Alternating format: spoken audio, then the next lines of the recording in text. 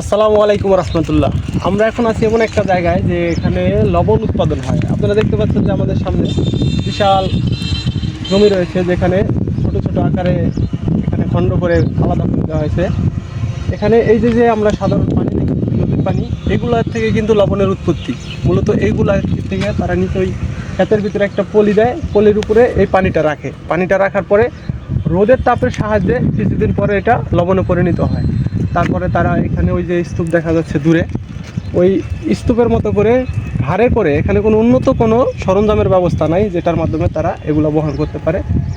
নিজেদের ঘাড়ে করে তারা লবণটা কী করে, ওই যে যে পাশে নদী দেখা যাচ্ছে, ওই যে গাছগুলো, তারপরে নদী, এই নদীটা হলো চৌফুলন্ডি ব্রিজ, তার নিচ দিয়ে নদীটা চলে গেছে সরাসরি ওই দিকে মহেশপুর। আর এই যে পাশে আমাদের কর্মস্থল, এখানে মিলের হেড অফিস, মানে কন্ট্রোল অফিস, এটার ভিতরে আমরা কাজ করি।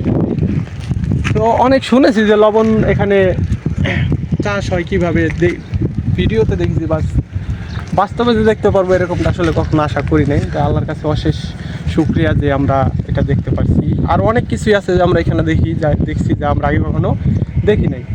তো আসলে ভালো লাগে, এরকম আমাদের দেশের ভিতরে এত সৌন্দর্য, এত কিছু আছে। এটা কক্সবাজারে খুব কাছেই, অনেকে আসে হয়তো বিচে ঘুরে চলে যায়, বা এখানে একটু সাগরে মৌজ মাস্তি করে, হয়তো পাহাড়ে যায় এই। কিন্তু আশেপাশে যে কক্সবাজারে অনেক সৌন্দর্য আছে, এটা তারা কখনো ওরকমভাবে জানেই না। এই যে উইন্ডমিল, দূরে লক্ষ্য করলে আপনারা দেখতে পারবেন টারবাইনগুলো দেখা যাচ্ছে, যেখান থেকে বাতাসের মাধ্যমে বিদ্যুৎ উৎপন্ন হয়।